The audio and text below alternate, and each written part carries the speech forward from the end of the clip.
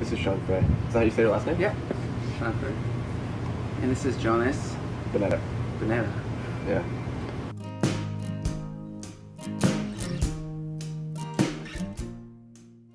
How did you get into lighting? Why lighting?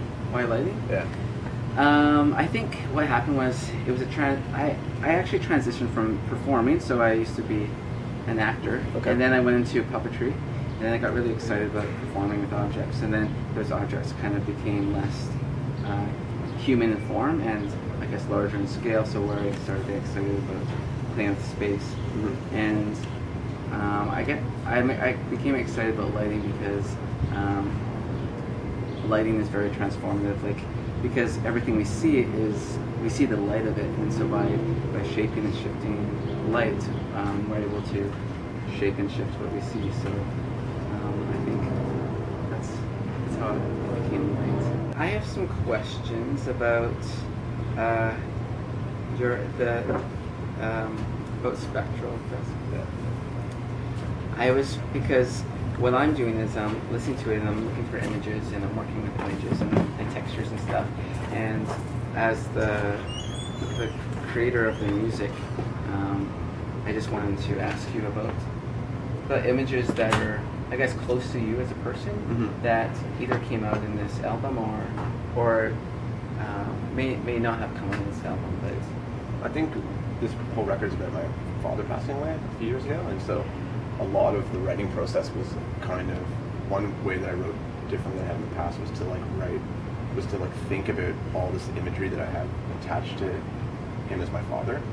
And a lot of it with my brothers, a lot of that imagery was kind of like growing up in the country on this like property that we had, or being in my cottage, and just like thinking my relationship with him, that because of that, so much imagery came out of that, like just like basically almost like flipping through a photo book from my childhood, or like watching old Super 8 or old VHS tapes or something like that. It was like that was kind of an endless reel of image, which is something that I always write with, is image. So it was a pretty, image played like a massive role in my actual writing process, because it was like think about him and meditate on what our relationship means, and then from that was just like literally like it just poured out all these different images. And then the idea was to kind of like capture those images that were in the same context, that could like work maybe in a poetic way, or would work for the song, would be to like take this image works great, and this image works great, and this image works great, and with these three images I can kind of convey this feeling, or like whatever this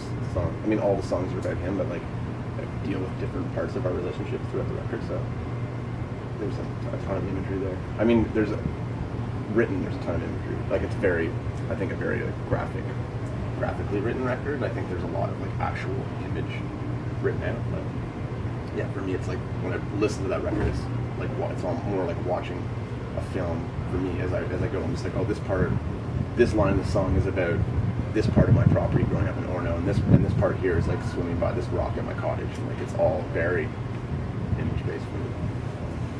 Is that it? Yes, you should. totally. Yeah. Does it make you nervous sometimes having working with someone else that's creating visuals for your music? No, I don't think. I mean, I don't think that the collaboration would have been kind of put together if there wasn't some kind of, like, it was curated in a sense where it's like this would look really good. And I mean, your history of working with Snowblink and Cassiomancy and all these kind of things, I think it'll work really good for it. If it was like a pyro designer for like Axl Rose, I would maybe have some kind of concerns. I would totally love it, but yeah, no, I'm not scared. So I'm looking forward to it. So. Great. Yeah, me too.